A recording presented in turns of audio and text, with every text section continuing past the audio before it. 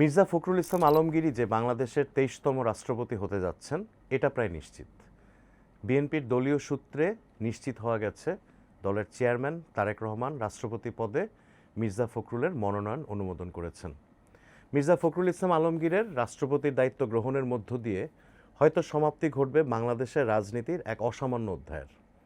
বিএনপির ইতিহাসের সবচেয়ে সংকটময় সময়ে সাবেক চেয়ারপারসন ও প্রধানমন্ত্রী খালেদা জিয়া মহাসচিবের দায়িত্ব দিয়েছিলেন মির্জা ফখরুলকে। ২০১১ সালে মির্জা ফখরুলকে যখন বিএনপির ভারপ্রাপ্ত মহাসচিব করা হয় তখন কেউ কেউ সংশয় প্রকাশ করেছিলেন, কিন্তু সংকটময় সময়ে দলের হাল ধরে তিনি নিজেকে মেলে ধরেছিলেন। মহাসচিবের দায়িত্ব পাওয়ার আগ পর্যন্ত জাতীয় রাজনীতিতে খুব যে বেশি লাইমলাইটে মির্জা ফখরুল ছিলেন একথা বলা যাবে না।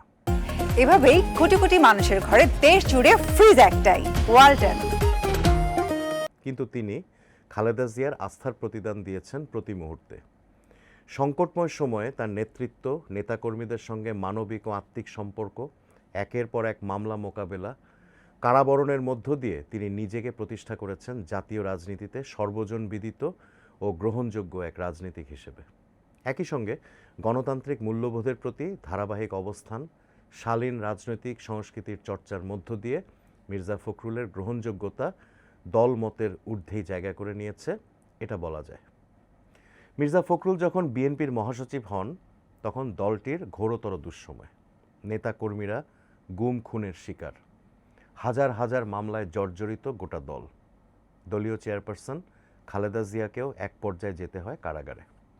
ভারপ্রাপ্ত চেয়ারম্যান তারেক রহমান আগে থেকেই বিদেশে নির্বাসিত।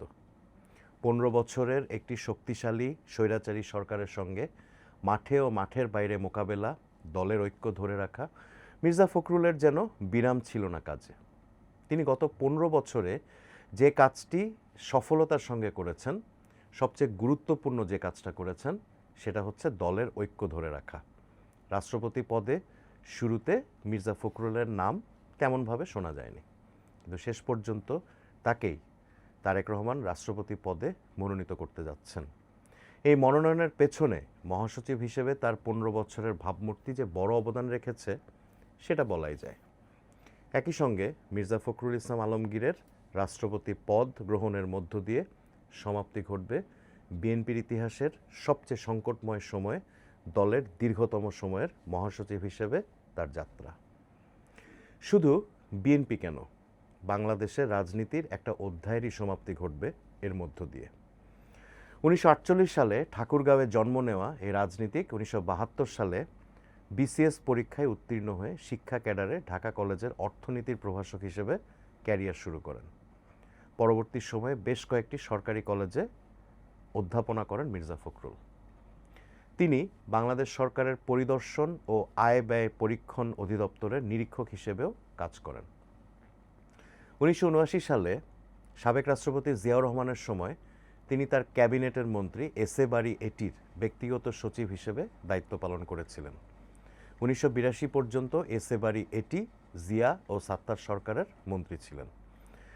এরশাদের সামরিক শাসনের সময় মির্জা ফখরুল ঠাকুরগাঁয়ে ফিরে গিয়ে সরকারি কলেজে ১৯৮৬ পর্যন্ত শিক্ষকতা করেন। ওই সময় তিনি ঠাকুরগাঁও পৌরসভার চেয়ারম্যান নির্বাচিত হন। ৯০ দশকের শুরুর দিকে মির্জা ফখরুল ঠাকুরগাঁও জেলা বিএনপির সভাপতি হন। ২০০১ সালে প্রথমবারের মতো মির্জা ফখরুল ঠাকুরগাঁও ১ আসন থেকে জাতীয় সংসদ সদস্য নির্বাচিত হন। বিএনপি সরকার গঠন করলে প্রথমে কৃষি প্রতিমন্ত্রী ও পরে বেসামরিক বিমান চলাচল ও পর্যটন প্রতিমন্ত্রীর দায়িত্ব পালন করেন। শিক্ষকতা দিয়ে শুরু, এরপর স্থানীয় রাজনীতি থেকে জাতীয় রাজনীতি, একটা দলের চরম দুঃসময়ে মহাসচিবের গুরুদায়িত্ব, কাণ্ডারির ভূমিকা পালন, সর্বজন গ্রহণযোগ্য রাজনীতিক হিসেবে নিজেকে প্রতিষ্ঠা। দেশের রাষ্ট্রপতি হিসেবে মির্জা ফখরুলের মনোনয়ন বর্ণাঢ্য এক রাজনৈতিক জীবনের মধুর এক পরিণতি যেন।